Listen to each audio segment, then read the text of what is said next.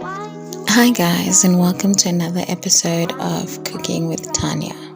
Today, we'll be making pork chops, homemade fries, onion rings, and eggs. Alright, so first thing you want to do is get yourself some nice fresh pork chops, and you want to marinate these with whatever spices you feel like.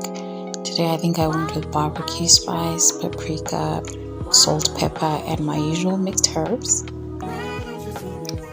First thing you want to do is go ahead and wash and peel your potatoes, as well as 2 large onions, which we're going to use for our onion rings.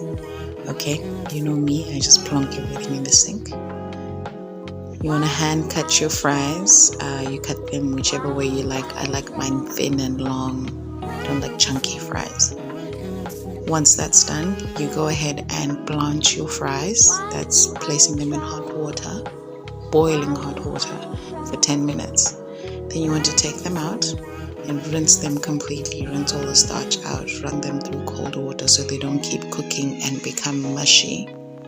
And then what I like to do is go in with a clean dish towel, place my fries on the towel and just pat them dry before I put them in the oil. Just try and make sure that they're as dry as possible. It prevents you from getting burnt, and it's just a safety tip, I suppose. I don't know why I did this, but that's what I do.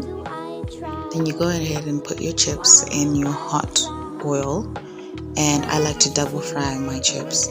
So what I'll do is I'll fry them now for 8 minutes, take them out, put them on some kitchen paper, and then put them back in just so they get a nice little brown color. I find it makes them look nicer and crispy as well. Now you go ahead and take your marinated meat, which I showed you before, and place it in a pan with a little bit of oil. I like to shallow fry my pork chops. Pork is already very oily, so you don't want to add it. You don't want to be adding too much more oil to it. So just go ahead and shallow fry 2 chops at a time. You don't need to overcrowd your pan if you want it to cook through nicely and quickly. I fry my chops for about 4 minutes on each side because I like my pork chops juicy. So you can see I still have my fries on the side. That's me putting them in for the second time. As you can see, first round, second round, as we go. Add another batch of fries into the oil, and you just keep going until all your fries are done, depending on how many people you're feeding. I had to make 4 batches of fries for this house with big boys that need to be full by the end of the meal. Now I'm going to go ahead and make my batter for my onion rings. I add 1 egg. I add a 1/4 cup of milk.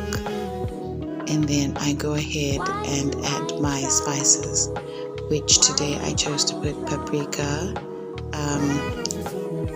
mixed spice, I believe barbecue spice, and salt, and that's it. Now you dip your onions into your batter first, and then into your breadcrumbs. And as usual, I make my own breadcrumbs. I just toast up some bread in the oven and then mash it up in a little clear bag until it's breadcrumb-like. They're never perfect, but well, they do the job. Then you go and take your onion rings and pop them into the oil one at a time. Try not to get them to stick together. And you just let them fry away for about 4 to 5 minutes. You don't want them to get burnt. And I actually got distracted, so mine were like really dark brown. They weren't burnt, but they were pretty dark by the time they were done. And that's basically it, guys. That's your pork chops, hand-cut fries, homemade onion rings, and your good old sunny side up egg.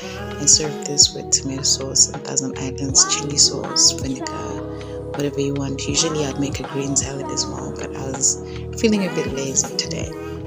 Thank you so much for watching. Please comment, like, share, and subscribe, and I'll see you on the next one. Bye.